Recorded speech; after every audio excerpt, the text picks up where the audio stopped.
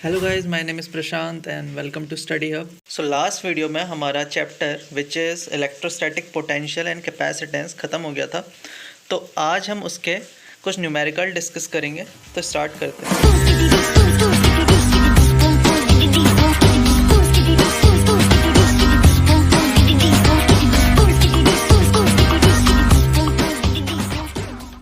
आज हम जिसके सबसे पहले न्यूमेरिकल्स करेंगे वो टॉपिक है potential of concentric metallic shells. काफ़ी इंपॉर्टेंट है, इसको अच्छे से समझिए।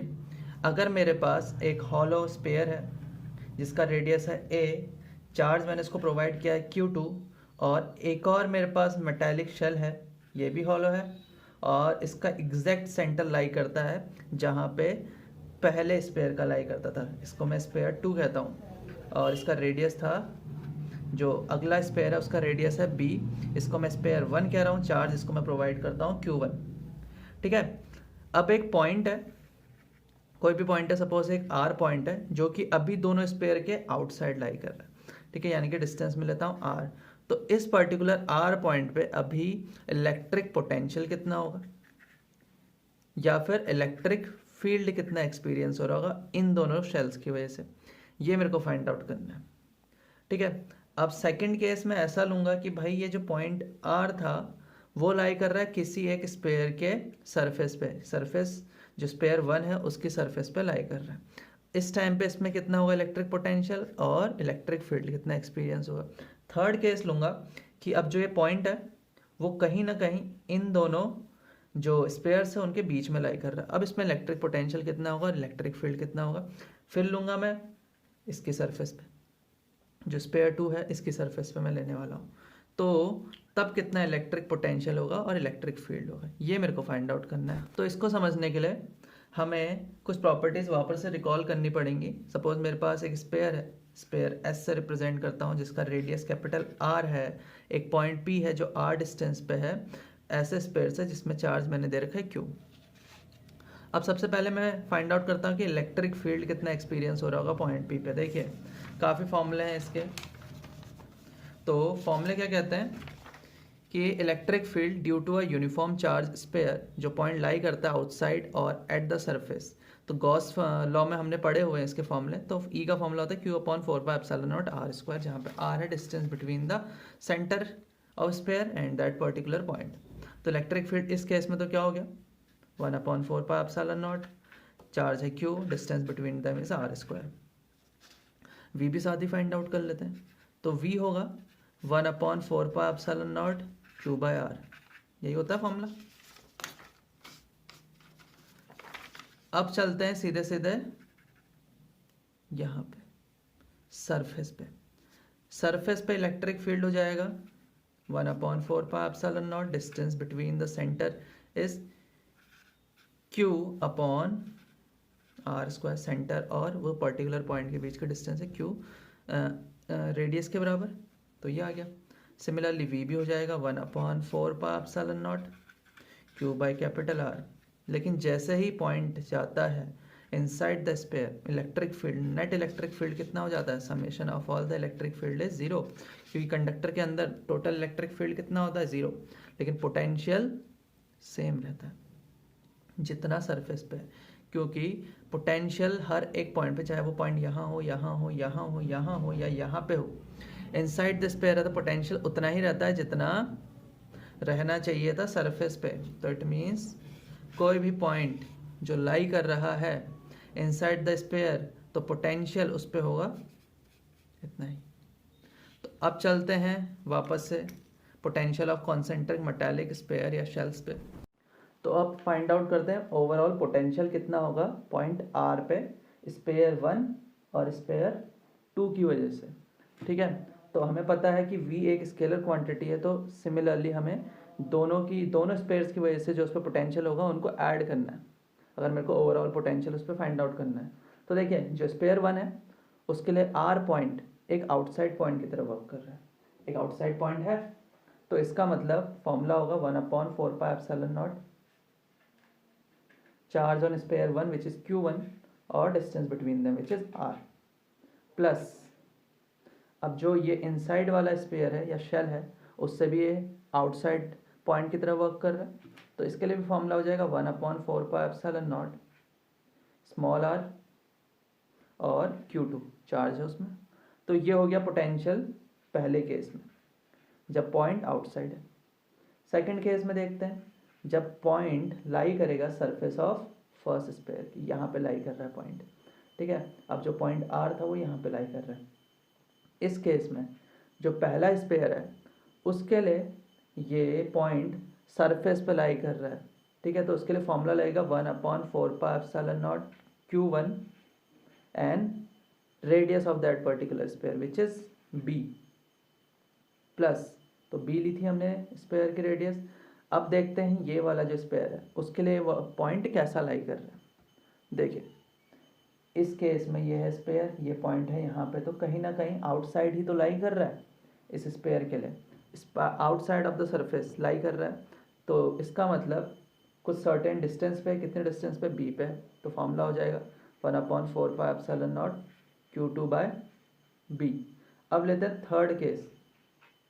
इस केस में पॉइंट लाई कर रहा है कहीं ना कहीं दोनों स्फीयर्स के बीच में।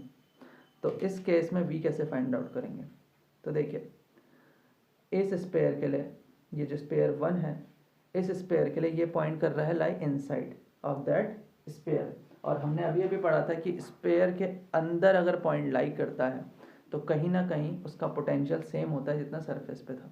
तो इसका मतलब फॉर्मूला हो जाएगा 1/4πε0 जो चार्ज प्रेजेंट है अपॉन रेडियस, उतना ही जितना अपनी सरफेस पे वो देखता है। तो 1/4πε0 Q1 और रेडियस था उसका B प्लस, लेकिन इस स्फीयर के लिए ये वर्क कर रहा है आउटसाइड पॉइंट जिसके डिस्टेंस हम स्मॉल r ले लेते हैं, स्मॉल r1 ले लेते हैं ताकि कंफ्यूजन ना हो। तो 1/4πε0 Q2 upon R1। Last case क्या हो सकता है, लास्ट केस हो सकता है कि भैया ये पॉइंट लाई करे कहीं ना कहीं इस स्फीयर की सरफेस पे। तो इस टाइम पे फॉर्मूला क्या होगा, पहले वाले के लिए 1/4πε0 Q1 कहाँ लाई कर रहा है इस स्फीयर के लिए, ये पॉइंट इनसाइड, इस स्फीयर के लिए इनसाइड वर्क कर रहा है, ठीक है, अपॉन B ही आएगा क्योंकि जितना जब भी इनसाइड होता था पोटेंशियल सेम होता है जितना सरफेस पे होता है, प्लस 1/4πε0 Q2 और इस स्फीयर के लिए कहाँ लाई कर रहा है उसके सरफेस पे। तो सरफेस पे क्या होता है, वही जो उसका रेडियस होता है विच इज़ A। तो इस तरह से केसेस बन जाते हैं पोटेंशियल फाइंड आउट करने के। और अब अगर मैं यहाँ पे इलेक्ट्रिक फील्ड फाइंड आउट कर रहा होता, तो अगर मैं फाइंड आउट कर रहा होता इन दोनों के कहीं ना कहीं बीच में, तो नेट इलेक्ट्रिक फील्ड कितना होना चाहिए था, नेट, जैसे मैं एक पॉइंट यहाँ पे लेता हूँ तो इस पॉइंट पे नेट इलेक्ट्रिक फील्ड कितना होगा, यानी कि सिग्मा ऑफ E वो होना चाहिए 0, क्योंकि ये जो पॉइंट है वो स्फीयर 1 के अंदर कहीं ना कहीं लाई कर रहा है। तो नेट इलेक्ट्रिक फील्ड होगा 0। मैंने बताया था कोई भी स्फीयर है मेटालिक स्फीयर, उसके अंदर अगर कोई पॉइंट लाई करता है तो इलेक्ट्रिक फील्ड होता है उसका 0, ठीक है। अगर जैसे इसके अंदर भी लाई कर रहा था तो नेट इलेक्ट्रिक फील्ड होता है 0। तो ये केसेस हैं, हमने समझे। अब करते हैं इनके questions. Question is, three concentric metallic shells A, B and C of radii small a, small b and small c, where A is smaller than B, B is smaller than C, have surface charge densities plus sigma, minus sigma and plus sigma respectively as shown in figure. Find potential of three shells A, B and C. If shells A and C are at the same potential, obtain the relation between radii small a, small b and small c. तो question में हमें बताया 3 concentric metallic spheres है जिनका radius है A, B and C। तो मैंने उन स्पेयर्स को ले लिया कैपिटल A और सेकंड स्पेयर को कहा है कैपिटल B और ये है capital C। Surface charge density दी है plus sigma, minus sigma, plus sigma. तो चार्ज अगर मैं स्पेयर A का निकालना चाहता हूँ तो फॉर्मूला हो जाएगा sigma into surface area which is 4πA², क्योंकि रेडियस है A। सिमिलरली क्यू भी हो जाएगा माइनस सिग्मा 4πB² और QC हो जाएगा सिग्मा 4πC²। क्वेश्चन में हमसे बोला है कि भैया पोटेंशियल निकालना है हर एक स्पेयर का। तो पहले हम फाइंड आउट करते हैं पोटेंशियल ऑफ फर्स्ट स्पेयर। तो कोई भी एक पॉइंट ले लो उसकी सरफेस पे। तो मैंने ये पॉइंट ले लिया, x पॉइंट ले लिया है भाई। इस x पॉइंट पे हर एक जो स्पेयर है उसकी वजह से कितना पोटेंशियल होगा वो हम फाइंड आउट करते हैं। तो पहले तो अपने खुद की सरफेस है, तो ए जो स्पेयर है उसकी वजह से कितना पोटेंशियल होगा, वो होगा 1/4πε0 चार्ज उसका which is sigma 4πa² upon distance between the points, क्योंकि सरफेस पे विच इज रेडियस होता है ए, प्लस 1/4πε0 सेकेंड स्पेयर के लिए निकालते हैं कि इस स्पेयर की वजह से पोटेंशियल कितना होगा, सिग्मा 4πb² अपॉन, अब ये जो पॉइंट है एक्स वो स्पेयर बी के लिए एक आउटसाइड पॉइंट है, इनसाइड पॉइंट है या ऑन सरफेस है, यह है कि इनसाइड पॉइंट, तो इनसाइड पॉइंट पे उतना ही पोटेंशियल होता है जितना उसके सरफेस पे होता है। इट मीन्स सरफेस पे होता है रेडियस कितना बी, प्लस साथ ही साथ, और यहाँ पे साइन आता है नेगेटिव का क्योंकि हमारा चार्ज उस पर है नेगेटिव, तो ये प्लस का साइन हो जाएगा नेगेटिव में चेंज, तो 1/4πε0। अब हम निकाल लें पोटेंशियल, ये जो सरफेस है सी इसकी वजह से इस एक्स पॉइंट पे, तो देखो चार्ज था 4πc² बाय, अब देखो ये पॉइंट एक्स है वो स्पेयर सी के लिए इनसाइड पॉइंट है, तो अगेन जितना भी चार्ज इसका पोटेंशियल होता सी डिस्टेंस यानी कि इसके सरफेस पे उतना ही होगा एक्स पे, तो इट मीन्स सी। तो देखो क्या क्या कैंसिल हो रहा है, 4π से 4π, ए से ए, बी से बी, 4π वापस यहाँ पे होगा, तो जो चीज़ें कैंसिल हो रही है उनको हटा दिया, तो देखो 1/ε0 यानी कि सिग्मा अपॉन एप्सिलॉन सब में कॉमन, तो सिग्मा अपॉन एप्सिलॉन ब्रैकेट के अंदर बचेगा a minus B plus C, ये आ गया वी ए। अब फाइंड आउट करते हैं वी बी, वी बी में मतलब पोटेंशियल यहाँ पे कोई वाई पॉइंट पे, तो देखो जो पॉइंट हमारा ये रहा वाई पॉइंट, तो भैया यहाँ पे पोटेंशियल कितना होने वाला है स्पेयर 1 की वजह से, पहले हम ये फाइंड आउट कर लेते हैं। तो देखो जो वाई पॉइंट है वो स्पेयर 1 के लिए आउटसाइड पॉइंट है, तो जो दोनों के बीच की डिस्टेंस होगी हमें वो लेनी पड़ेगी, हमने अभी भी पढ़ा है, तो देख लेते हैं क्या होता है यहाँ पे। तो 1/4πε0 सिग्मा 4πa², क्योंकि चार्ज इतना ही है इसके लिए और distance between them is B, minus 1/4πε0 charge है स्पेयर बी का सिग्मा 4πb² बॉन, और ये जो पॉइंट है वो सरफेस पे है तो इट मीन्स रेडियस उसका भी, प्लस 1/4πε0 जो स्पेयर सी है उसका चार्ज है सिग्मा 4πc², और जो ये पॉइंट y है वो इसके लिए वर्क कर रहा है एक इनसाइड पॉइंट, तो जितनी भी इसकी रेडियस है विच इज सी। तो देखो जो चीज़ें वापस से कैंसिल होगी उनको हम फिर से हटाते चले जाएंगे, ये कैंसिल हो गया, यहाँ पे ये भी हुआ और साथ में बी भी होगा, यहाँ पे भी सेम प्रोसीजर। तो देखिए कॉमन क्या आ गया, sigma upon epsilon a² by B minus B plus C, ये आ चुका है हमारा वी बी। सिमिलरली हम एक पॉइंट ले लेंगे स्पेयर सी पे जिसको मैं z से रिप्रेजेंट करता हूँ, अब वो स्पेयर 1 के लिए आउटसाइड पॉइंट की तरह, तो जो डिस्टेंस लेंगे वो लेंगे हम c, क्योंकि डिस्टेंस कितनी है पॉइंट्स के बीच में और स्पेयर के बीच में c। सिमिलरली स्पेयर b के लिए भी एक आउटसाइड पॉइंट होता तो डिस्टेंस लेते c, लेकिन c के लिए सरफेस पे है तो जो उसका रेडियस है तो c आ जाता। तो जब हम फाइंड आउट करते हैं vc का वैल्यू तो वो आता sigma upon epsilon a² minus b² plus C. आप एक बार देखना ट्राई करके। अब आगे क्वेश्चन में बोला कि भाई क्या होता अगर VA इक्वल होता VC के, यानी कि जितना पोटेंशियल सरफेस A पे है उतना ही C पे होता। तो देखते हैं क्या होता। सरफेस A पे फाइंड आउट हुआ था sigma upon epsilon not A minus B plus C, यानी sigma upon epsilon not A minus B plus C is equals to sigma upon epsilon not, ये देखो क्या हो जाता A² नहीं अभी रहने देते, हाँ A² minus B² upon C plus C, इससे ये कैंसिल हो जाएगा। ठीक है, अब क्या होगा A माइनस बी प्लस सी, दोनों में C है तो ये C भी कैंसिल कर देते हैं, इन दोनों में C हम कॉमन लें तो क्या आएगा A² minus B², A minus B is equals to A² minus B², और C एलसीएम लिया उसको यहाँ भेज दो, कोई दिक्कत नहीं। A² माइनस B² किसका फॉर्मूला होता है A minus B A plus B, C A minus B, इससे A कैंसिल कर दो, so A plus B is equals to C हो जाता है अगर पोटेंशियल A का और C का सेम होता है। The question is, the figure shows the three concentric thin spherical shells A, B and C of radii A, B and C respectively. The shells A and C are given charges plus Q and minus Q respectively, and the shell B is earth. Find the charges appearing on the surface of B and C. ठीक है, तो हमें तीन फिर से concentric metallic shells दिए हैं A, B, C, जिनका रेडियस स्मॉल है, स्मॉल b, स्मॉल c. अब बाहर से आप चार्ज दे रहे हो स्पेयर A को प्लस Q, ठीक है, स्पेयर A को हमने चार्ज दे दिया प्लस Q और C को चार्ज दे दिया हमने माइनस Q, यानी कि इस वाले स्पेयर को दे रहा हूँ माइनस Q, इसको दे रहा हूँ प्लस Q, ठीक है, और जो B वाला है उसको अर्थ कर दिया. तो हमें बताना है कि भैया कितना चार्ज अपेयर हो रहा होगा सरफेस में B के और C के. तो सबसे पहले चलते हैं हम सरफेस A पे. देखो, अगर एक स्पेयर है, उसके अंदर कोई भी एक स्पेयर नहीं है या फिर कोई भी कंडक्टर नहीं है, तो क्या होगा, सारा का सारा चार्ज कहाँ अपेयर होने वाला है, उसके सरफेसेस पे. तो यानी जितना भी चार्ज आप दोगे ए को, वो सारा का सारा उसके आउटर सरफेस में होगा. इनर सरफेस में क्यों नहीं होगा, क्योंकि नेट इलेक्ट्रिक फील्ड किसी भी कंडक्टर के अंदर जीरो होता है. अब अगर अंदर कोई भी अपोजिंग चार्ज नहीं है तो अंदर क्यों जाएगा ये चार्ज, सारा का सारा कहाँ स्प्रेड होगा, इस पर. अब बी पे जाते हैं.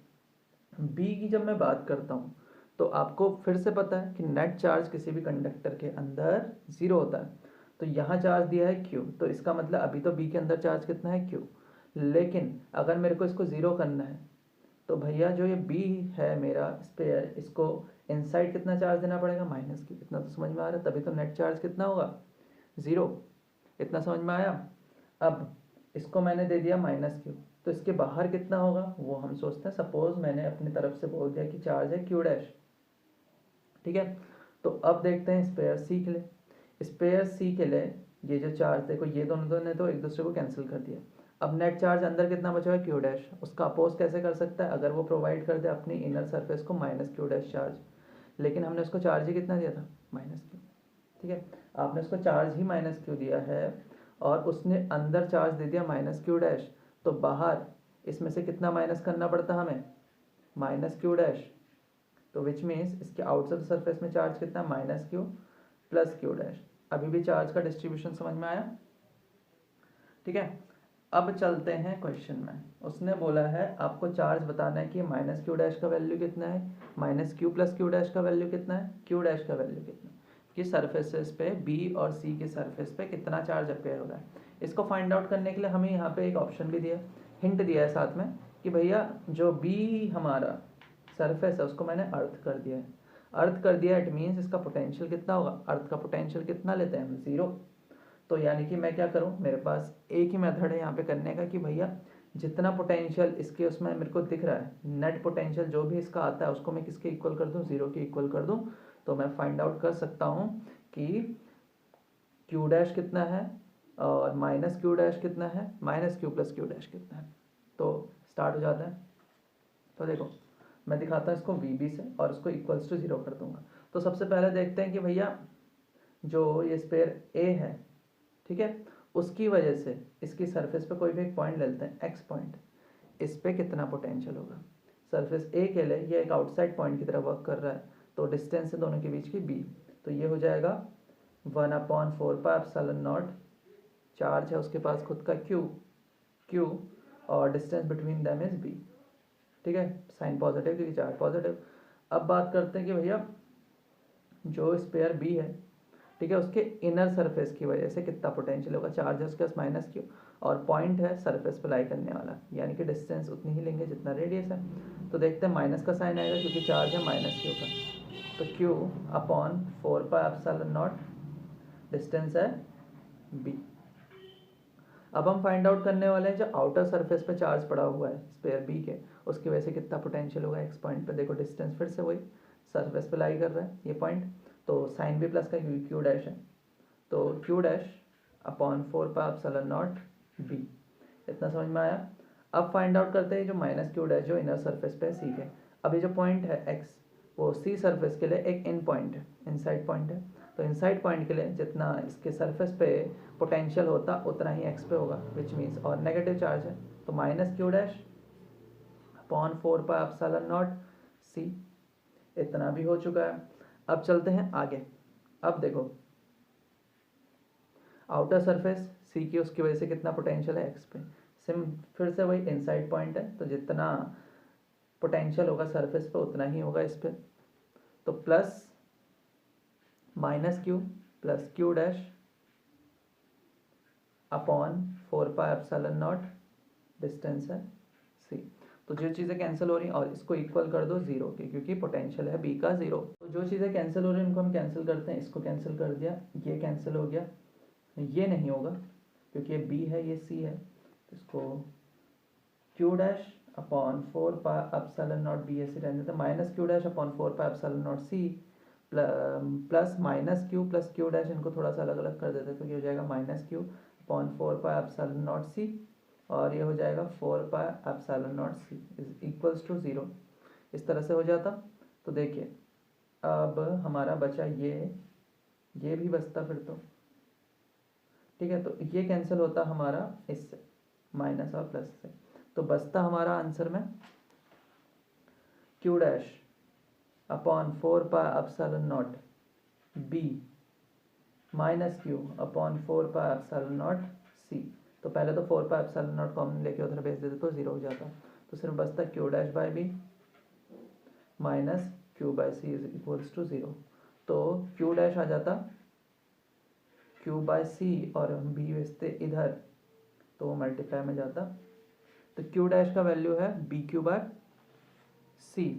तो इट मीन्स जो चार्ज अपेयर होंगे, ये क्यू डैश का वैल्यू है बी क्यू बाय सी, यहाँ पे होता बी क्यू बाय सी, इसमें जो इनसाइड है वहाँ होता minus B Q by C, और यहाँ होता minus Q plus B Q by C, which means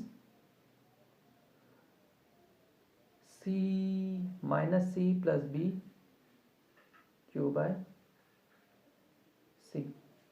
तो इस तरह से इस क्वेश्चन को हम करेंगे। तो कॉन्सेंट्रिक वाले क्वेश्चन इसी तरह से करना है। Question is an electric field of magnitude 1000 newton per coulomb is produced between two parallel plates having a separation of 2.0 centimetre as shown in figure. तो इसमें 3 पार्ट दिए हुए हैं, ठीक है, करते हैं। देखिए क्या कहा है क्वेश्चन में कि हमारे पास 2 पैरेलल प्लेट्स हैं, दोनों के बीच का सेपरेशन है 2 सेंटीमीटर, इलेक्ट्रिक फील्ड का डायरेक्शन इस तरह से दिखाया हुआ है। तो पहले पूछा what is the potential difference between the plates. तो पोटेंशियल डिफरेंस का फॉर्मूला होता है पैरेलल प्लेट के टाइम पे E into D. Electric field है कितने का होता है, electric field 1000 newton per coulomb, तो यहाँ 1000 रख देंगे, यहाँ 2 सेंटीमीटर को मीटर में चेंज कर देंगे, तो आंसर आ जाएगा कुछ 20 वोल्ट। फर्स्ट पार्ट तो ऐसे हो जाएगा। सेकंड बोला है with what minimum speed should be an electron be projected from the lower plate in the separation of the field so that it may reach the upper plate। ठीक है, तो भैया एक इलेक्ट्रॉन को आपने पकड़ना है, नीचे वाली प्लेट से थ्रो करना स्टार्ट करना है ऊपर वाली प्लेट में, क्योंकि देखो इलेक्ट्रिक फील्ड जा रहा है यहाँ से यहाँ, इट मीन्स ये पॉजिटिव प्लेट थी या नेगेटिव प्लेट थी। तो जो नेगेटिव होगा चार्ज ऊपर, वो इलेक्ट्रॉन को ऊपर तो आने नहीं देगा, वो बोलेगा कि नीचे से कुछ लगाओ फोर्स, ठीक है, या नीचे से कुछ मिनिमम स्पीड उसको प्रोवाइड करो ताकि वो ऊपर पहुंच सके। तो बोल रहा वो मिनिमम स्पीड कितनी होनी चाहिए कि भाई इलेक्ट्रॉन जस्ट यहाँ पे पहुंच जाए। अगर इलेक्ट्रॉन यहाँ पे जस्ट पहुंच रहा है तो इट मीन्स उसकी फाइनल वेलोसिटी है 0, इनिशियल वेलोसिटी आपने उसको प्रोवाइड की है, और सेपरेशन है 2 सेंटीमीटर, यानी कि 2 सेंटीमीटर आपको उसको चलवाना है इलेक्ट्रॉन को। यू आप दोगे और वी हो जाएगा उसका 0, ठीक है। तो यहाँ पे हम यूज़ करते हैं equation of motion which is v² is equals to u² plus 2as। लेकिन हमें ये भी तो पता होना चाहिए कि एसेलरेशन कितना है। क्या यहाँ पे एसेलरेशन मिलेगा इलेक्ट्रॉन को, डी एसेलरेशन मिलेगा जी, डी एसेलरेशन मिलेगा क्योंकि इलेक्ट्रिक फील्ड उसको डी एसेलरेट करेगा, ठीक है, क्योंकि इलेक्ट्रिक फील्ड उस पर फोर्स लगा रहा है नीचे को। इलेक्ट्रिक फील्ड की वजह से जो फोर्स है वो डाउनवर्ड डायरेक्शन को है, जिसका वैल्यू है ई। ये तो होता था formula, electric field into charge, जो चार्ज आपने पकड़ा हुआ है।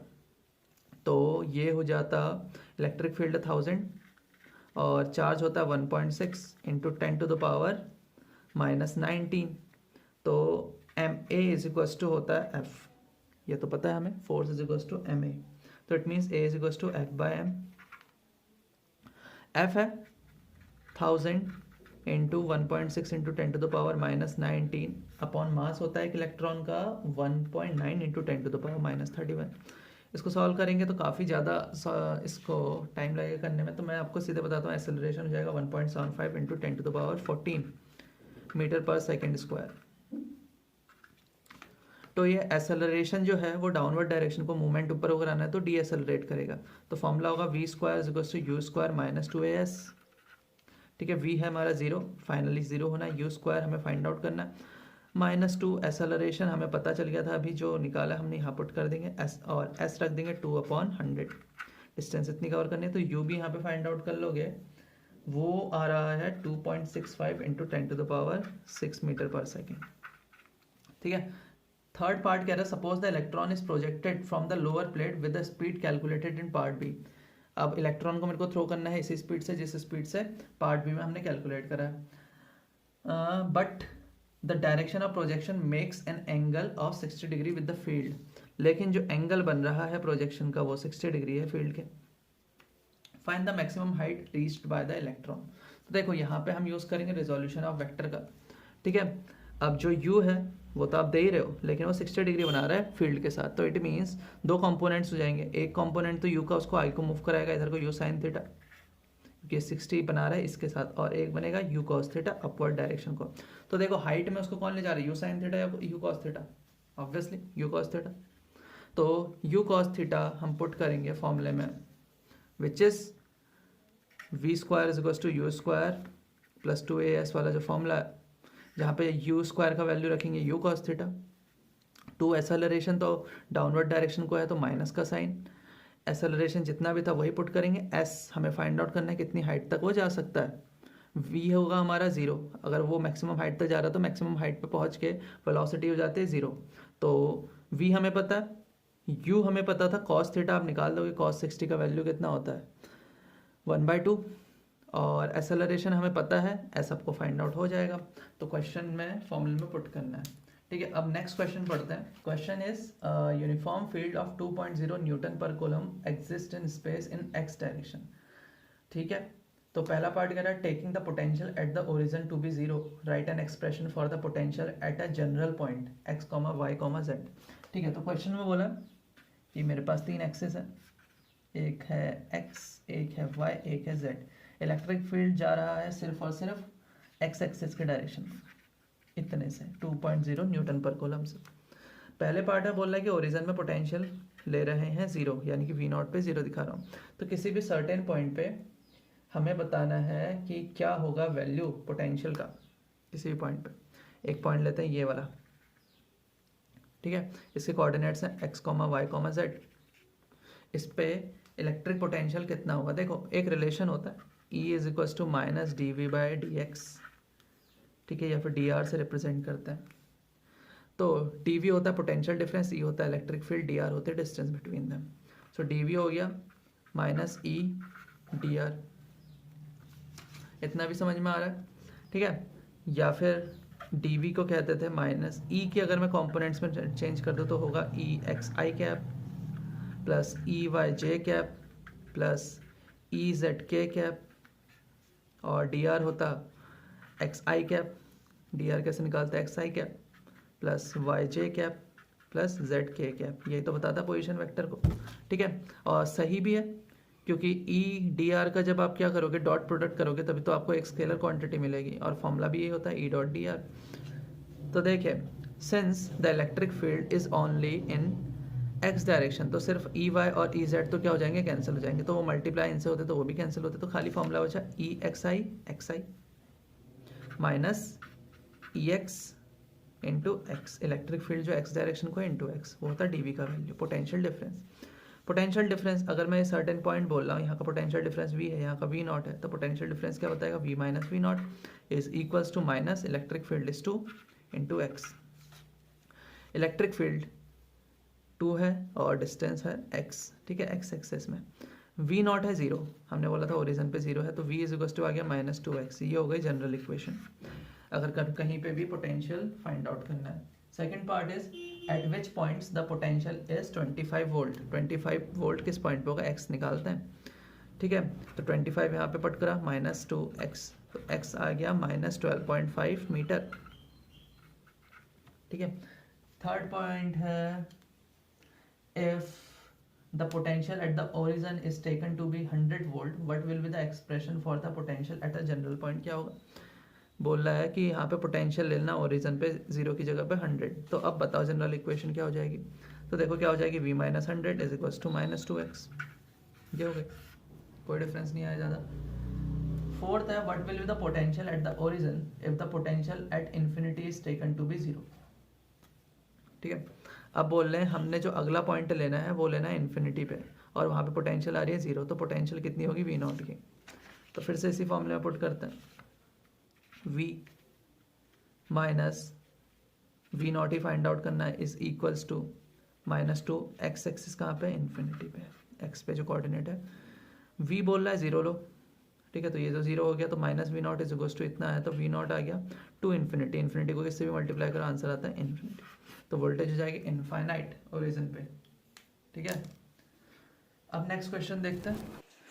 Question is, two particles have equal masses of 5 gram each and opposite charges of 4 into 10 to the power minus 5 coulomb and minus 4 into 10 to the power minus 5 coulomb. They are released from the rest with a separation of 1 meter between them. Find the speed of the particles when the separation is reduced to 50 centimeter. ठीक है, तो दो particles दिए, दोनों का मास है 5 ग्राम, इसका भी 5 ग्राम, दोनों के बीच का डिस्टेंस इनिशियली बताया है 1.0 कितना है, मीटर है। ठीक है, मीटर है। अब आगे बोल रहा है कि उनको रिलीज कर रहे हैं रेस्ट से, यानी कि इनिशियल वेलोसिटी दोनों की 0 है। तो भाई चार्जेस भी उनको दे रखे हैं, 4 इंटू 10 टू द पावर -5 इसका है, इसका भी -4 इंटू 10 टू द पावर -5 है। इनको मैंने पकड़ा हुआ है, जैसे छोड़ोगे ये दोनों अट्रैक्ट होंगे एक दूसरे की तरफ को। तो बोल रहा है कि स्पीड बतानी दोनों पार्टिकल्स की जब दोनों के बीच का सेपरेशन रिड्यूस हो गया होगा 50 सेंटीमीटर। तो अब ये दोनों आ गए हैं पास यहाँ पे, इस टाइम पे इनकी स्पीड क्या होगी ये बतानी है आपको, और डिस्टेंस हो चुकी है 0.5 मीटर। ठीक है, अब समझते हैं क्या होगा। देखो, जैसे आप इनको छोड़ोगे तो ये होंगे जल्दी से एसेलरेट, क्योंकि दोनों में लग रहा है फोर्स ऑफ अट्रैक्शन, और ये प्रोसेस इतनी इंस्टेंटेनियस होगी कि एसेलरेशन हम लेंगे कि पूरे जो वे है यहाँ तक जाने में कांस्टेंट ही है। तो अब वो एसेलरेशन कैसे फाइंड आउट करेंगे, इजी, कोलम्स लॉ के फॉर्मूले से फाइंड आउट कर सकते हैं, क्योंकि फोर्स होता है 1/4 pi epsilon not, Q1 is this, Q1 is also here, -4 into 10 to the power -5 upon distance between them. Initially distance थी 1 मीटर, तो 1 स्क्वायर। ठीक है, तो ये इसको आप कैलकुलेट करना, तो ये आंसर आ जाता है 14.4 न्यूटन के आसपास। अब आगे देखो, फोर्स हमें पता चल गया, एसेलरेशन हमें चाहिए क्योंकि हमें इक्वेशन ऑफ मोशन में तो पुट करना ही है उन्हें। तो एसेलरेशन हो जाता, फोर्स को डिवाइड कर देते हैं मास से। देखो मासेस दिए हैं 5 ग्राम के हैं, तो 5/1000 से हम इसको डिवाइड कर देते हैं, तो आंसर आ जाता है इसका 2880 मीटर पर सेकेंड स्क्वायर। फाइंड आउट करना है v, इनिशियल वेलोसिटी है u 0, और डिस्टेंस है जब v फाइंड आउट करना है 5 मीटर, 0.5 मीटर। तो पुट करेंगे v square is equals to u square plus 2as के फॉर्मूले में, इस बार प्लस का साइन, क्योंकि एसेलरेशन पॉजिटिव होगा, उसी डायरेक्शन को एसेलरेशन हो रहा है जहाँ को मूवमेंट हो रहा है। तो v स्क्वायर फाइंड आउट करना है, u है 0 प्लस 2 इंटू 2800, s है 0.5, तो आंसर आ जाता है 54 मीटर पर सेकेंड। तो इतनी स्पीड होती है दोनों की। अब करते हैं next question. Question is 12 capacitors each having a capacitance C are connected to form a cube as shown in figure. Find the equivalent capacitance between the diagonally opposite corners such as A and B. ठीक है, तो question में बताया कि 12 capacitors हैं, सबकी capacitance है C, तो और वो क्यूब की साइड्स में अरेंज्ड है। आपको बताना है ये जो पॉइंट A और B हैं जो कि डायगनली अपोजिट हैं, इनके बीच में कितनी कैपेसिटेंस है। ठीक है, तो वो फाइंड आउट करनी है। तो C इक्विवेलेंट फाइंड आउट करने का तो एक ही फॉर्मूला है, टोटल चार्ज आपको पता होना चाहिए अपॉन पोटेंशियल हमें पता होना चाहिए। ये चीज़ समझ में आती है। ठीक है, तो इसको समझने से के लिए हमें क्या करना पड़ेगा, फिर से कैपेसिटर्स के कुछ चीज़ें याद करनी पड़ेंगी कि अगर सीरीज़ में होते हैं तो चार्ज सेम रहता है, लेकिन पैरेलल में होते हैं तो चार्ज डिफरेंट होता है बट पोटेंशियल सेम रहता है। ये चीज़ तो हमारे समझ में आ रही है। तो हम क्या करते हैं, ये सपोज यहाँ पे समझते हैं कि एक बैटरी लगी हुई है जिसकी पोटेंशियल है V, ठीक है। पोटेंशियल V है जिसका वैल्यू कितना होगा, obviously VA minus VB, potential difference ही तो देते हैं बैटरी को, ऐसे दिखा दिया।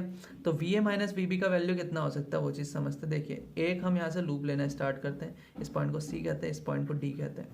तो VA माइनस VB को मैं ये भी लिख सकता हूँ VA माइनस VC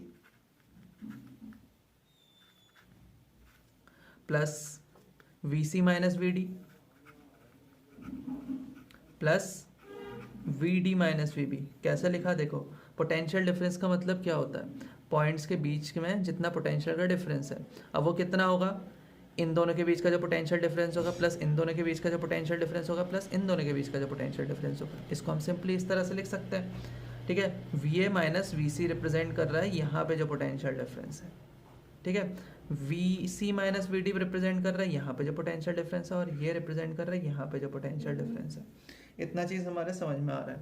सिंस हमें लास्ट में कैपेसिटेंस ही निकालनी, इक्विवेलेंट कैपेसिटेंस A और B के बीच की, वो हम निकाल लेंगे आराम से। अभी देखते हैं क्या होता है। VA माइनस VC अगर मेरे को फाइंड आउट करना है तो मेरे को पता होना चाहिए यहाँ चार्ज कितना और यहाँ की कैपेसिटेंस कितनी है। ये चीज़ समझ में आ रही है। यहाँ पे कैपेसिटेंस तो हमें दी हुई है C, और चार्ज कितना वो फाइंड आउट करते हैं। देखो अगर मैंने बैटरी से Q चार्ज दिया होता तो यहाँ कितना जाता, यहाँ कितना जाता, यहाँ कितना जाता। Q चार्ज दे रहा हो तो 3 पार्ट में डिवाइड होता तो Q/3 ही जाता। सिमिलरली आगे जाओ, अब यहाँ पे 2 पार्ट में वापस डिवाइड हुआ चार्ज, तो Q/3 को 2 पार्ट में डिवाइड करो तो कितना हुआ, Q/6। आगे जाके क्या हो रहा है, यहाँ से भी Q/6 आ रहा है और यहाँ से भी Q/6 आ रहा होगा, तो एट लास्ट गया Q/3 चार्ज, ठीक है। तो VA माइनस VC अगर मुझे फाइंड आउट करना है, VA माइनस VC, तो मुझे चार्ज पता होना चाहिए था वहाँ पे कितना था, Q/3, और वहाँ की कैपेसिटेंस पता होनी चाहिए थी, वो थी हमारी C, plus VC minus VD find out करते टाइम यहाँ पे चार्ज है Q/6, कैपेसिटेंस है C। सिमिलरली यहाँ पे है चार्ज Q/3, कैपेसिटेंस है C। VA माइनस VB हमें फाइंड आउट करना है इन दोनों के बीच का कैपेसिटेंस, ठीक है। तो पहले वोल्टेज ही फाइंड आउट करते हैं। VA माइनस VB के बीच में हमने चार्ज दिया है Q, ठीक है। तो VA माइनस VB के बीच में चार्ज दिया है Q, और कैपेसिटेंस होगी C इक्विवेलेंट। वही तो हमें फाइंड आउट करनी है, कितनी इक्विवेलेंट कैपेसिटेंस सबके बीच में, C इक्विवेलेंट, ठीक है। तो सबका चार्ज तो कैंसिल हो जाएगा कॉमन लेके, तो 1/C इक्विवेलेंट आ गया मेरा 1/3C plus 1/6C plus 1/3C। LCM लेंगे 6C आएगा 2125, ठीक है। तो 1/C इक्विवेलेंट आ गया 5/6C, तो C इक्विवेलेंट आ जाता है 6/5C। तो इतनी इक्विवेलेंट कैपेसिटेंस है A और B के बीच में। तो इस तरह से आप फाइंड आउट कर सकते हैं। Question is the space between the plates of parallel plate capacitors of capacitance C is filled with 3 dielectric slabs of identical size as shown in figure. If the dielectric constant of the 3 slabs are K1, K2 and K3, find the new capacitance, ठीक है। तो यहाँ पे हमें एक capacitor दिया था जिसकी कैपेसिटेंस C थी, लेकिन अब उसमें मैं 3 डाइलेक्ट्रिक स्लैब पुट कर रहा हूँ जिनका साइज है आइडेंटिकल, ठीक है। अब हमें फाइंड आउट करना है कि न्यू कैपेसिटेंस कितनी होगी, C इक्विवेलेंट कितना होगा। देखो अब मैं सपोज कर सकता हूँ जो ये पूरा एक कैपेसिटर था वो 3 अलग अलग कैपेसिटर है, ठीक है। इतना कैपेसिटर अलग है, इतना कैपेसिटर अलग है, तो जो ये इतना कैपेसिटर होगा, ठीक है, अगर बीच में डाइलेक्ट्रिक स्लैब नहीं होता तो कैपेसिटेंस कितनी होती, C/3, इसकी भी कितनी होती, C/3, इसकी भी कितनी होती, C/3। लेकिन आपने पुट कर दिया है बीच में डाइलेक्ट्रिक स्लैब जिनकी डाइलेक्ट्रिक कांस्टेंट की वैल्यू अलग अलग है। तो आपको पता है कि जो कैपेसिटेंस होती है विद डाइलेक्ट्रिक स्लैब, जिसको मैं CP से रिप्रेजेंट करता था, उसका वैल्यू होता है KC, ठीक है। तो अगर मैं निकालना चाहता हूँ इसकी कैपेसिटेंस, तो उसको मैं CP1 से रिप्रेजेंट करता हूँ, तो वैल्यू हो जाएगा K1C/3। CP2 फाइंड आउट करना चाहता हूँ कैपेसिटेंस जो अब इसकी है, जब स्लैब पुट कर दी तो डाइलेक्ट्रिक कांस्टेंट है K3C/3, कैपेसिटेंस जो पहले थी। सिमिलरली CP3 आ जाएगा K3C/3। अब फिर हमें देखना पड़ेगा कि ये दोनों कैपेसिटर्स सीरीज में है या पैरेलल में है। सीरीज़ में आपको पता है पहले एक प्लेट होती है पॉजिटिव, फिर नेगेटिव, फिर पॉजिटिव चार्ज की होती है, फिर नेगेटिव होती है, और पैरेलल में पॉजिटिव से पॉजिटिव कनेक्ट होता है, नेगेटिव से नेगेटिव कनेक्ट होता है, यही चीज़ होती थी। तो यहाँ पे देखते हैं क्या हो रहा है। तो अब यहाँ पे हम दो टर्मिनल्स लेते हैं, एक इस तरफ को और एक इस तरफ को। तो आप देखेंगे ये टर्मिनल को पॉजिटिव से सपोज मैं कनेक्ट करता हूँ, इसको नेगेटिव से कनेक्ट करता हूँ, तो जो मैंने 3 प्लेट्स अलग अलग मानी हैं, तो इनके सारे पॉजिटिव टर्मिनल वाले प्लेट्स एक साइड कनेक्टेड हैं और नेगेटिव वाले एक दूसरे के साथ कनेक्टेड हैं। तो इट मीन्स ये कनेक्शन है पैरेलल कनेक्शन, और पैरेलल कनेक्शन में हम ऐड कर देते हैं सारी कैपेसिटेंस को। तो C इक्विवेलेंट होगा K1 plus K2 plus K3 और C/3। अब नेक्स्ट क्वेश्चन हम देखते हैं। Capacitor is made of a flat plate of area A and a second plate having a stair-like structure as shown in this figure. The width of each stair is A and the height is B. Find the capacitance of that particular assembly. ठीक है, तो इस बार हमें क्या बताया है कि भाई एक पैरेलल प्लेट कैपेसिटर है जिसमें एक प्लेट जो है वो फ्लैट है, उसका एरिया है A, लेकिन जो अगली प्लेट है वो स्टेयर लाइक स्ट्रक्चर में कुछ इस तरह से है, ठीक है, जिसमें विड्थ है हर एक स्टेयर का A, इसका भी A, इसका भी A, लेकिन जो हाइट है वो है B, इसकी भी B, और डिस्टेंस सेपरेशन था प्लेट्स के बीच का D। तो हमें फाइंड आउट करना है कि कैपेसिटेंस क्या होगी इस असेंबली की। तो वापस से हम क्या करने वाले हैं, ये कैपेसिटर को 3 पार्ट में डिवाइड करने वाले हैं, ठीक है, एक ये कैपेसिटर, एक ये कैपेसिटर, एक ये कैपेसिटर है, और सिमिलरली यहाँ पे भी 3 टर्मिनल हम बना देते हैं, ठीक है। तो इस तरह से हम इसको पोटेंशियल प्रोवाइड करेंगे, चार्ज यहाँ से प्रोवाइड इसको होगा। तो अब वापस से देखते हैं, इस कैपेसिटर को C1 कहता हूँ, इसको C2 कहता हूँ, C3 कहता हूँ। देखो तीनों कैपेसिटर्स फिर से किस में कनेक्टेड हैं, पैरेलल में कनेक्टेड है, क्योंकि यहाँ से पॉजिटिव चार्ज दूंगा, इधर से नेगेटिव चार्ज दूंगा, तो वापस से किस में है, पैरेलल में है, ठीक है। तो मतलब कि C इक्विवेलेंट होगा C1 plus C2 plus C3, but मेरे को पहले C1 पता होना चाहिए, C2 पता होना चाहिए, C3 पता होना चाहिए। देखिए पैरेलल प्लेट कैपेसिटर में कैपेसिटेंस का फॉर्मूला होता है एप्सिलॉन नॉट A/D होता है, ठीक है, जहाँ पे A होता है area of cross section, D होता है डिस्टेंस बिटवीन देम। तो C1 जब हम फाइंड आउट करेंगे तो C1 देखेंगे तो एरिया ऑफ क्रॉस सेक्शन क्या होगा, A था तीनों प्लेट्स के लिए, तो इतने के लिए क्या होगा A/3, बिकॉज A यहाँ भी डिस्टेंस है A, यहाँ भी डिस्टेंस है A, तो यानी कि पूरे डिस्टेंस को मैं 3 पार्ट में डिवाइड कर दे रहा हूँ, यही तो मैंने करा है।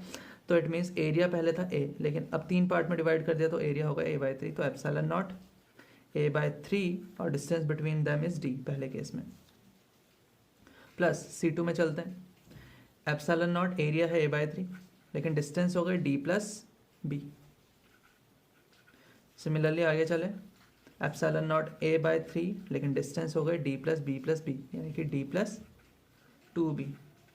अब इसमें क्या करेंगे, हम एलसीएम ले लेंगे, वापस से यही होगा। तो आपको यहाँ पे ध्यान रखना पड़ेगा कि जो चीज़ें कॉमन है उनको हम सीधा बाहर कर देंगे, एप्सिलॉन नॉट A/3 कॉमन था, एलसीएम में हम लेंगे D plus B and D plus 2B, ठीक है। अब जो D था ये वाला टर्म, इसके न्यूमरेटर में मल्टीप्लाई में आ जाएंगे D प्लस B और D plus 2B, D plus B, D plus 2B। Similarly अगले वाले के मल्टीप्लिकेशन में आ जाएंगे D प्लस 2B, और लास्ट वाले के मल्टीप्लिकेशन में आ जाएंगे D प्लस B। अब इसको आपको थोड़ा सा सॉल्व करना है और वही आंसर होगा C इक्विवेलेंट का। तो इस तरह से कैपेसिटर्स के क्वेश्चन करने हैं। अब जैसे क्वेश्चन है 11th, ये बोल रहा था outer cylinder of 2 cylindrical capacitors of capacitance 2.2 microfarad each are kept in contact and the inner cylinders are connected through a wire. A battery of EMF 10 volt is connected as shown in figure. Find the total charge supplied by the battery to the inner cylinders. एक बार इसका diagram अच्छे से देखिए। तो इस diagram में आपको देखने को मिल रहा है कि जो 2 इनर सिलेंडर्स हैं वो कनेक्टेड हैं बैटरी के पॉजिटिव टर्मिनल के साथ, और जो आउटर सिलेंडर्स हैं वो दोनों कनेक्टेड हैं बैटरी के नेगेटिव टर्मिनल के साथ। तो अगर आपको पता हो सिलेंड्रिकल कैपेसिटर में एक इनर प्लेट होती है, एक आउटर प्लेट होती है। सारे के सारे कैपेसिटर्स जो दोनों हैं उनकी इनर प्लेट कनेक्टेड है पॉजिटिव टर्मिनल से, तो आउटर प्लेट कनेक्टेड है नेगेटिव टर्मिनल के साथ। तो यहाँ पे आपको बताना क्या है, तो हम पहले तो समझते हैं इसका डायग्राम कैसा होगा, क्या ये सीरीज में है या फिर ये पैरेलल में है। देखिए है पैरेलल, क्योंकि इनर प्लेट कनेक्टेड है पॉजिटिव के साथ और आउटर प्लेट्स कनेक्टेड है नेगेटिव के साथ, तो दोनों तो थे पैरेलल में, ये तो हमारे समझ में आ चुका है।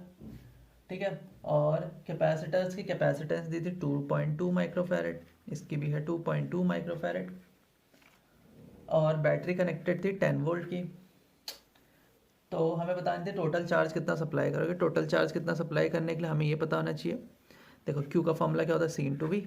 वी हमें पता है, सी आप फाइंड आउट कर लेंगे, पैरेलल में है, दोनों को ऐड करो, 4.4 माइक्रोफैरेड और ये है 10, यानी कि आंसर आ गया 44 माइक्रोकूलम चार्ज आपको सप्लाई करना पड़ रहा है। ठीक है, 44 माइक्रोफैरेड आपने चार्ज सप्लाई किया हुआ है। क्वेश्चन है, the figure shows a parallel plate capacitor with plates of width b and length l. The separation between the plates is d. The plates are rigidly clamped and connected to a battery of EMF V. A dielectric slab of thickness d and dielectric constant k is slowly inserted between the plates. First is calculate the energy of the system when a length x of the slab is introduced into the capacitor. Second is what force should be applied on the slab to ensure that it goes slowly into the capacitor. Neglect any effect of friction or gravity. तो पहले तो इसका diagram देखिए, ऐसा सब कुछ इसका diagram दिया हुआ है। अब हम चलते हैं कैसे इसको सॉल्व करना है। तो देखिए हमें बता रखा है कि हम एक पैरेलल प्लेट कैपेसिटर ले रहे हैं जिसमें हर एक कैपेसिटर की विड्थ है b और लेंथ है l। तो भाई अगर मेरे को एरिया निकालना होता तो एरिया का फॉर्मूला क्या हो जाता है, l इंटू बी। ठीक है, सेपरेशन दोनों प्लेट्स के बीच का है d और कनेक्ट किया हुआ है कैपेसिटर को एक बैटरी जिसका ईएमएफ है v से। ठीक है, अब एक डाइलेक्ट्रिक स्लैब जिसकी थिकनेस है, जितनी एग्जैक्ट डिस्टेंस है दोनों के पैरेलल प्लेट्स के बीच में उतनी थिकनेस है, और डाइलेक्ट्रिक कांस्टेंट है k। इसको मैं धीरे धीरे इंसर्ट करना स्टार्ट कर रहा हूँ इस कैपेसिटर के अंदर। ठीक है, तो पहले केस में बोला है कि एनर्जी आपको सिस्टम की बतानी है जब लेंथ x मैं स्लैब के इंट्रोड्यूस कर दूंगा कैपेसिटर के अंदर। तो मतलब ये कह रहा है कि x लेंथ तक मैंने कैपेसिटर को इंट्रोड्यूस कर दिया इसके अंदर, तो मुझे बताना है एनर्जी कितनी होगी, यानी u बताना है। u फाइंड आउट करने का formula half C V square, लेकिन हाफ सी वी स्क्वायर में v तो आपको गिवन है, v गिवन है कितना वोल्ट, v। ठीक है, v वोल्ट हमें दे रखा है। c इक्विवेलेंट आपको फाइंड आउट करना पड़ेगा सिस्टम का, c इक्विवेलेंट आप कैसे फाइंड आउट करें। ठीक है, तो अब वापस से इस कैपेसिटर को हम दो पार्ट में डिवाइड कर देंगे, एक कैपेसिटर जिसमें डाइलेक्ट्रिक स्लैब नहीं है, एक जिसमें है। तो पहले निकालते हैं Cp, यानी कि वो कैपेसिटेंस जो जिस कैपेसिटर के अंदर डाइलेक्ट्रिक स्लैब प्रेजेंट है। तो आपको पता है Cp का फॉर्मूला होता है Kc। ठीक है, K गिवन है, C आपको फाइंड आउट करना है। C का फॉर्मूला क्या होता है, C का नॉर्मल फॉर्मूला होता है एप्सिलॉन नॉट A/d। ठीक है, अब देखो एप्सिलॉन नॉट तो ऐसे ही रहने दो, एरिया देखते हैं। एरिया कितना है हर एक प्लेट का जिसमें डाइलेक्ट्रिक स्लैब है, इतना। लेंथ कितनी हो जाएगी उसकी, x, और एरिया कितना हो जाएगा, एरिया हो जाएगा x इंटू बी। लेंथ है x और ब्रेथ है b, तो आ गया bx upon distance between the plates is d। ठीक है, तो Cp पता चल चुका है। अब निकालते हैं ये वाला कैपेसिटर की कैपेसिटेंस, ये तो नॉर्मल सा हो जाता, एप्सिलॉन नॉट एरिया निकाल लेते हैं। एरिया होता ये लेंथ, इसकी जो लेंथ है वो होती L माइनस एक्स, और ब्रेथ है b upon distance between them is d। अब वापस से समझते हैं, ये दोनों प्लेट सीरीज में है, पैरेलल में है। पॉजिटिव टर्मिनल से ये कनेक्टेड है, नेगेटिव टर्मिनल से ये कनेक्टेड है, पैरेलल में है। तो कैपेसिटेंस जो ओवरऑल आएगी CEQ वो दोनों का ऐड होगा, तो दोनों को ऐड कर देना Cp प्लस C। दोनों में कॉमन क्या है, एप्सिलॉन नॉट और d कॉमन है। अंदर बचेगा K bx प्लस b भी कॉमन था तो b भी कॉमन ले सकते हैं, कोई दिक्कत नहीं है। kx plus l minus x तो इसको थोड़ा सा सॉल्व कर देंगे तो के कॉमन एक्स कॉमन आ जाएगा, बाकी सब ऐसे ही रहेगा। तो थोड़ा सा कर देते हैं epsilon naught D B, L अलग हो गया, प्लस एक्स अंदर बचेगा के माइनस वन, इस तरह से। अब यू के फॉर्मूले में पुट कर दो इसका वैल्यू, सी इक्विवेलेंट पता चल चुका है, वी आपको गिवन है, तो पुट करोगे आंसर आ जाएगा इसका। आंसर सीधे लिख देते हैं epsilon naught B V square by 2d 1 plus X K plus one, K minus one. तो ये आ गया यू। अब सेकेंड पार्ट पे चलते हैं। Next part is what force should be applied on the slab to ensure that it goes slowly into the capacitor, neglect any effect of friction or gravity। तो देखो क्या होता है, अगर मैं सपोज करता हूँ जो इलेक्ट्रिक फील्ड जो यहाँ पे प्रेजेंट होगा, क्योंकि हमने यहाँ पे पोटेंशियल डिफरेंस यहाँ पे क्रिएट करा हुआ है, तो इट मीन्स यहाँ पे एक इलेक्ट्रिक फील्ड होगा, और वो इलेक्ट्रिक फील्ड चाहता है कि जो ये डाइलेक्ट्रिक स्लैब है वो इसके अंदर मूव करे। ठीक है, अगर अंदर को मूव कराना चाहता है तो मैं बाहर से कोई भी अगर फोर्स ना लगाऊं तो उसमें एक एक्सेलरेशन होगा, लेकिन क्वेश्चन में बोला है कि ये मूव करना चाहिए विदाउट एनी एक्सेलरेशन, तो इसका मतलब मेरे को एक फोर्स बाहर को भी लगाना पड़ेगा, जो कि दोनों फोर्सेस, जिससे क्या हो जाए ये फोर्स एक्सटर्नल इक्वल हो जाए इसके, तो एक्सेलरेशन आ जाए जीरो। एक्सेलरेशन जब जीरो तभी आता है जब नेट फोर्स किसी भी सिस्टम में होता है जीरो।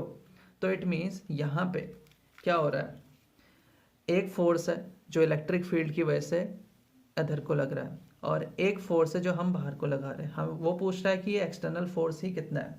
तो देखते हैं, देखो होता क्या है, आपको एक चीज़ बहुत अच्छे से पता है, जितना वर्क डन करोगे उतनी ही एनर्जी स्टोर होगी। ये फिनोमिनन को हम यहाँ पे यूज़ करने वाले हैं। तो देखते हैं, तो देखो ऐसा भी होगा जैसे जैसे अंदर को मूव करते चले जाएगा उतना ही कैपेसिटेंस भी बढ़ते चले जाएगा। कैपेसिटेंस बढ़ते चले जाएगा तो जो बैटरी है, क्योंकि बैटरी तो आपने एक ही कनेक्ट किया है, इसका पोटेंशियल V है, तो बैटरी को चार्ज भी देना पड़ेगा। इसको चार्ज क्यों देना पड़ेगा, क्योंकि अगर किसी का कैपेसिटेंस इंक्रीज कर रहा है तो इट मीन्स या तो उसका V इंक्रीज करना चाहिए, क्यों, V तो कांस्टेंट है तो क्या बढ़ रहा होगा, Q ही बढ़ रहा होगा जो बाहर से आ रहा है। ठीक है, तो सपोज मैं कहता हूँ कि किसी भी एक पर्टिकुलर टाइम पे ये x डिस्टेंस अंदर मूव कर चुका है, पहले ये x डिस्टेंस मूव करा, अब उसके बाद dx डिस्टेंस मूव कर रहा है। अब dx डिस्टेंस हमने इसलिए लिया है क्योंकि उस थोड़ी देर तक हम सोचेंगे कि चार्ज इसमें कांस्टेंट है। ठीक है, तो ये डिस्टेंस dx मूव कर गया होगा, तो जब ये x डिस्टेंस मूव करा होगा तो इसकी कैपेसिटेंस हो गई थी c। तो अब कितनी हो गई, जब dx मूव कर जाएगा c प्लस डी हम सपोज करते हैं कि इतनी अब इसकी कैपेसिटेंस हो चुकी है c प्लस डी, और ये मूव कर चुका है x प्लस डी एक्स। ठीक है, तो जब इसकी डी कैपेसिटेंस बड़ी होगी तो जो डी की वैल्यू होगी वो हम कैसे फाइंड आउट कर सकते हैं, इज इक्वल्स टू जो पोटेंशियल है वो कांस्टेंट है, और जो चार्ज एडिशनल सप्लाई करा होगा बैटरी ने उसको मैं डी से रिप्रेजेंट करता हूँ। So it means D Q is equals to कितना आ गया, डी सी वी। तो इतना चार्ज बैटरी ने सप्लाई करा डी इसकी कैपेसिटेंस बढ़ाने के लिए। तो यहाँ पे जो वर्क करा बैटरी ने, यहाँ पे जो वर्क करा बैटरी ने, उसको मैं रिप्रेजेंट करता हूँ डी डब्ल्यू बी से। तो वो कितना हो जाएगा, कितना होता है वर्क डन का formula, Q into V. Q कितना है, D C V into V potential, तो क्या हो जाएगा डी सी वी स्क्वायर, जो वर्क डन करा है बैटरी ने। अब ये वर्क डन करा है बैटरी ने, अब मैं भी वर्क डन करूँगा क्योंकि मैं फोर्स लगा रहा हूँ बाहर से, फोर्स एक्सटर्नल, और ये मूव कर रहा है डी एक्स। ठीक है, तो वर्क डन का फॉर्मूला क्या हो जाएगा, जो स्मॉल वर्क डन मैं करूँगा डी डब्ल्यू ई, वो रिप्रेजेंट है force external into D X, और दोनों के बीच का एंगल कितना था 180, तो कॉस 180 कितना होता -1। ठीक है, इतना वर्क डन भाई करा है, यहाँ पे इतना वर्क डन हुआ है, ये वर्क डन करा है बैटरी ने, ये वर्क डन किया है मैंने। तो टोटल वर्क डन कितना हो चुका है, ये जो इंसिडेंट हुआ छोटा सा, तो यहाँ पे टोटल वर्क डन हो गया इन दोनों का addition, which means D C V square minus force external into D X, और जो वर्क डन करोगे वही स्टोर होता है एनर्जी के फॉर्म में, यानी कि जो चेंज हुआ होगा एनर्जी में। ठीक है, इतना हो चुका। तो अभी फाइंड आउट करते हैं डेल यू का वैल्यू कितना है। डेल यू का वैल्यू कितना होता है, हाफ, ठीक है, हाफ सी वी स्क्वायर, ये तो फॉर्मूला होता है। हाफ सी कितना इंक्रीज कितना आया सी में, डी सी वी स्क्वायर। इससे अब इसको कंपेयर करने वाले हैं, तो हम सारी चीज़ों को इधर उधर इंटरचेंज करेंगे और एफ एक्सटर्नल का वैल्यू फाइंड आउट करेंगे। देखिए half D C V square है, डी सी वी स्क्वायर है, यहाँ आएगा तो minus half D C V square हो जाएगा, माइनस से माइनस कैंसिल हो जाएगा, तो force external into D X आ गया हमारा half D C V square. ठीक है, सो अभी इक्वेशन आ गई थी force external into D X is equals to half D C V square. तो हमें फाइंड आउट करना है फोर्स एक्सटर्नल, तो हो जाएगा half V square D C by D X, यानी कि आपको डिफ्रेंशिएट करना है सी को एक्स के रिस्पेक्ट में। अभी लास्ट पार्ट में हमने सी का वैल्यू फाइंड आउट करा था, जो कैपेसिटेंस होती है वो हो गई थी हमारी epsilon naught B by D 1 plus X K minus 1। तो मल्टीप्लिकेशन में जो भी कांस्टेंट होता है उसको बाहर कर देते हैं, डिफरेंशिएशन में half V square epsilon naught B by D, और फिर होता है D by D X of 1 plus D by D X of X K minus 1। तो 1 का होता है 0 और एक्स के माइनस 1 का हो जाएगा के माइनस 1। तो ये आंसर आ जाता है, यानी कि इतना एक्सटर्नल फोर्स हमें बाहर से करना पड़ता है।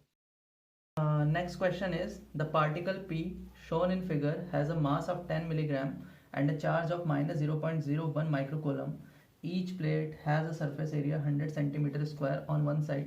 What potential difference V should be applied to combination to hold the particle P in equilibrium?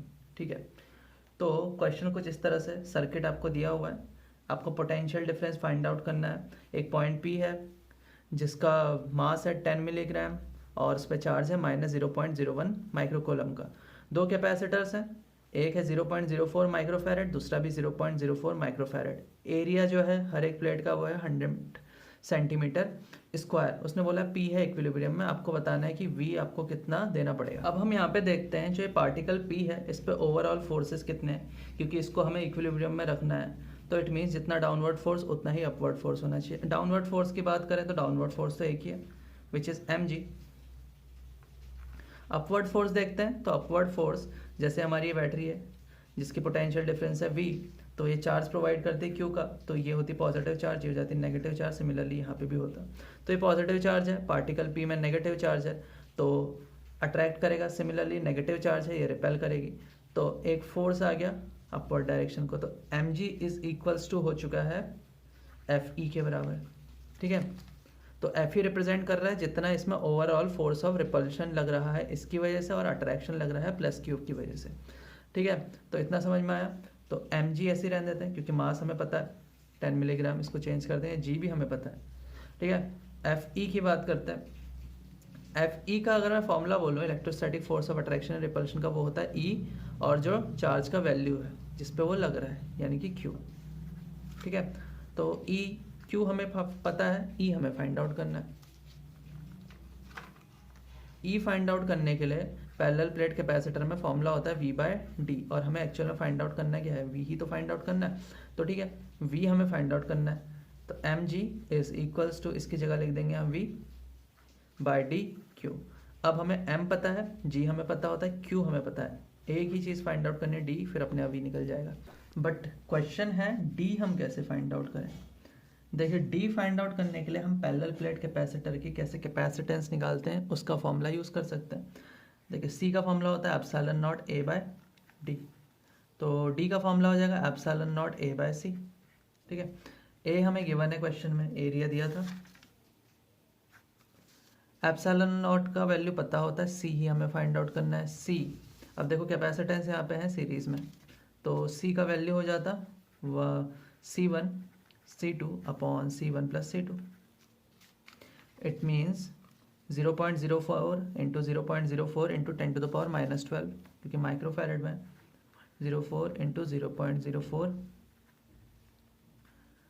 10 to the power minus 12, और सिमिलरली नीचे 10 to the power minus 6 0.04 plus 0.04। तो C का वैल्यू भी पता है हमें, C हमें पता है, A हमें पता है, एप्सिलॉन नॉट हमें पता है, तो इट मीन्स D हमें पता चल चुका है। सिर्फ एक ही वेरिएबल बचा था D, बाकी सब चीज़ें हमें पता थी। तो अब सबको इधर उधर ट्रांसफ़र करके हम V का वैल्यू फाइंड आउट कर लेंगे इस क्वेश्चन में। तो इस तरह से हो जाएगा, both the capacitors shown in figure are made up of square plane of edge A. The separations between the plates of the capacitors are D1 and D2 as shown in the figure. A potential difference V is applied between the point A and B. An electron is projected between the plates of the upper capacitor along the center line. With what minimum speed should the electron be projected so that it does not collide with any plate? Consider only the electric force. तो question में बोला है, कुछ इस तरह से diagram दिया हुआ है कि दो कैपेसिटर्स हैं C1 और C2, जिनमें जो प्लेट्स हैं उनके बीच का डिस्टेंस है D1 और D2। Terminal A terminal B को कनेक्ट कर दिया है एक बैटरी से जिसका पोटेंशियल डिफरेंस है V। तो यानी कि ये दोनों कैपेसिटर्स आ चुके हैं अब सीरीज में, क्योंकि ये पॉजिटिव होगा, प्लस क्यू प्लेट होगी, ये माइनस क्यू प्लेट होगी, ये प्लस क्यू प्लेट होगी, ये माइनस क्यू प्लेट होगी। ठीक है, जो कैपेसिटर से सेपरेशन मैंने आपको बता दिया D1 D2 अलग अलग है। अब एक इलेक्ट्रॉन है, उसको आपको अपनी तरफ से एक वेलोसिटी देनी है इनिशियल, कि भाई वो जब मूव करे इस प्लेट के बीच में, ठीक है, इस प्लेट के बीच में जब वो मूव कर रहा है तो इस तरह से मूव करे कि इसके अंदर वो कहीं उससे टकराना नहीं चाहिए। ठीक है, यानी कि वो कम से कम ए डिस्टेंस मूव करे, तब उसके बाद बाहर जाके इस प्लेट के बराबर हाइट में आ जाए तो कोई दिक्कत नहीं, क्योंकि फिर वो टकराएगा नहीं। अगर ए डिस्टेंस मूव करने से पहले ही वो इतनी हाइट कवर कर लेता है, ये हाइट कितनी है D1/2, इतनी तो हाइट है। अगर ये D1/2 हाइट कवर कर लेता है ए डिस्टेंस मूव करने से पहले, तो ये इस प्लेट से टकरा जाएगा।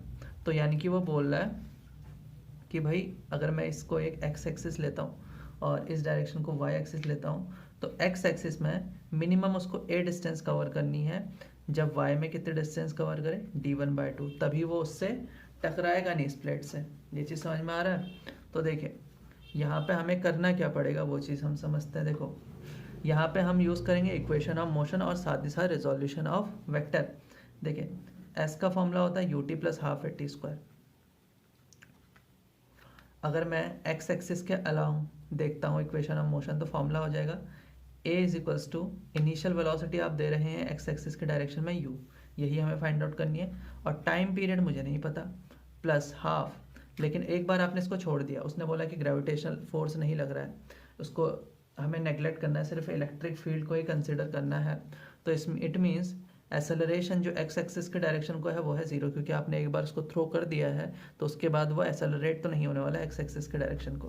तो इट मीन्स 0 × t²। तो यानी कि a का वैल्यू है ut। अब हम y एक्सिस के अलॉन्ग निकालते हैं तो वो है D1/2, क्योंकि देखो टाइम उतना ही लगेगा ना, जब तक a वो मूव कर रहा है उतना ही D1/2 मूव करने में भी उतना ही टाइम लगेगा। तो देखो इनिशियल वेलोसिटी y एक्सिस को हमने कितनी दी है 0 प्लस हाफ। अब हम देखने वाले एसेलरेशन कितना मिल रहा है ऊपर को। हाँ एसेलरेशन ऊपर को मिलेगा, क्योंकि देखो ये है पॉजिटिव प्लेट, ये है नेगेटिव प्लेट, ये था इलेक्ट्रॉन, इलेक्ट्रॉन होता है नेगेटिवली चार्ज, तो ऑब्वियसली एक फोर्स लगेगा, इलेक्ट्रोस्टैटिक फोर्स ऊपर की डायरेक्शन को, वही एसेलरेशन प्रोवाइड करेगा हमारे इलेक्ट्रॉन को। ठीक है, इतना समझ में आ चुका है। हाफ एसेलरेशन हम फाइंड आउट करेंगे × t²। तो देखो होगा क्या इस क्वेश्चन में, इस वाले इक्वेशन से टाइम का वैल्यू हम फाइंड आउट कर लेते हैं, इसमें पुट कर देंगे। a हमें तो पता ही है, a h है, टाइम हम यहाँ से फाइंड आउट कर लेंगे, u हमारा हमें मिल जाएगा। इतना चीज़ हमारे समझ में आ गया। बट a कैसे फाइंड आउट करें, क्वेश्चन तो मेन ही है। a फाइंड आउट करने के लिए हमें f ही पता होना चाहिए। f का वैल्यू वैसे नॉर्मल एक फोर्स का वैल्यू होता है मास × एसेलरेशन, और f यहाँ पे होगा जितना इलेक्ट्रिक फील्ड इनटू जितना चार्ज है एक इलेक्ट्रॉन में, यानी ई। ठीक है, इतना चीज़ हमारे समझ में आ गई। लेकिन यहाँ मेन क्वेश्चन ही यही है कि इलेक्ट्रिक फील्ड कैसे फाइंड आउट करा जाए। देखिए इलेक्ट्रिक फील्ड का हम एक फॉर्मूला यूज़ कर सकते हैं विच इज़ σ/ε0, जो पैरेलल प्लेट कैपेसिटर के टाइम पे होता है। सिग्मा की बात करें तो सिग्मा का फॉर्मूला होता है चार्ज अपॉन एरिया। इतना हो गया। तो हमें इन ऑल पहले Q फाइंड आउट करना है। Q फाइंड आउट करेंगे तो E फाइंड आउट होगा, E फाइंड आउट होगा तो A फाइंड आउट होगा, और A हमने पुट करना है यहाँ पे। तो देखिए क्या होता है, तो हम यूज़ करने वाले हैं E = Q/A∈0। ठीक है, Q फाइंड आउट करना पड़ेगा। Q फाइंड आउट करने का फॉर्मूला सिंपल सा क्या होता है, CV। C जो होगा यहाँ पे इक्विवेलेंट कैपेसिटेंस होनी चाहिए, और V होना चाहिए जो आप प्रोवाइड कर रहे हैं पोटेंशियल, वो हम प्रोवाइड कर रहे हैं V। हमें इन ऑल फाइंड आउट करना है C। ठीक है, तो C इक्विवेलेंट का फॉर्मूला होता है C1 C2 upon C1 plus C2, क्योंकि ये सीरीज़ का केस है। C1 की बात करें तो कैपेसिटेंस का फॉर्मूला भी सोचिए क्या होता है पैरेलल प्लेट के टाइम पे, A epsilon naught by D। तो C1 का फॉर्मूला हो जाएगा A epsilon naught by D1, क्योंकि डिस्टेंस कितनी है D1, और C2 का वैल्यू हो जाएगा A epsilon naught bye D2, और नीचे A एप्सिलॉन नॉट कॉमन लीजिए, 1/D1 प्लस 1/D2 आता, ठीक है। तो 1/D1 प्लस 1/D2 क्या हो जाएगा, D1 plus D2 upon D1 D2, इससे ये कैंसिल, एक D1 D2 से ये कैंसिल हो जाएगा। तो C इक्विवेलेंट आ गया A epsilon naught by D1 plus D2। तो यहाँ पे अब हम पुट करेंगे तो Q का वैल्यू हो जाता है A epsilon naught by D1 plus D2 into V। E के फॉर्मूले में पुट करते हैं तो A epsilon not upon D1 plus D2 into V upon A epsilon not, से कैंसिल। तो इलेक्ट्रिक फील्ड इन ऑल आया V upon D1 plus D2। Electric field का वैल्यू इतना आ चुका है। अब देखें, अब चलते हैं वापस से यहाँ पे MA is equals to EE। एक इलेक्ट्रॉन में मास कितना होता है, ME से रिप्रेजेंट कर देते हैं, A is equals to E, और चार्ज इलेक्ट्रॉन में आपको पता है कितना होता है, उसको E से रिप्रेजेंट कर। तो एक्सेलरेशन आ गया, E का वैल्यू है V upon D1 plus D2 ME और इलेक्ट्रॉन का चार्ज, ठीक है।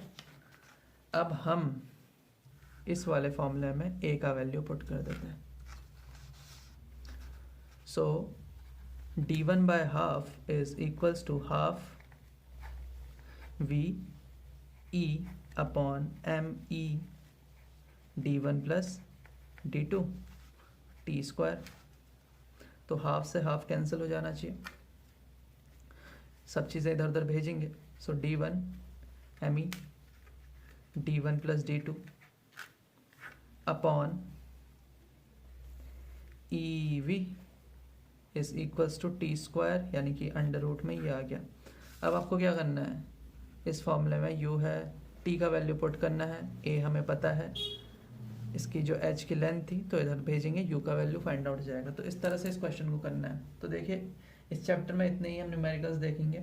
अब हम कल से नेक्स्ट चैप्टर स्टार्ट करते हैं, तो मिलते हैं नेक्स्ट वीडियो में।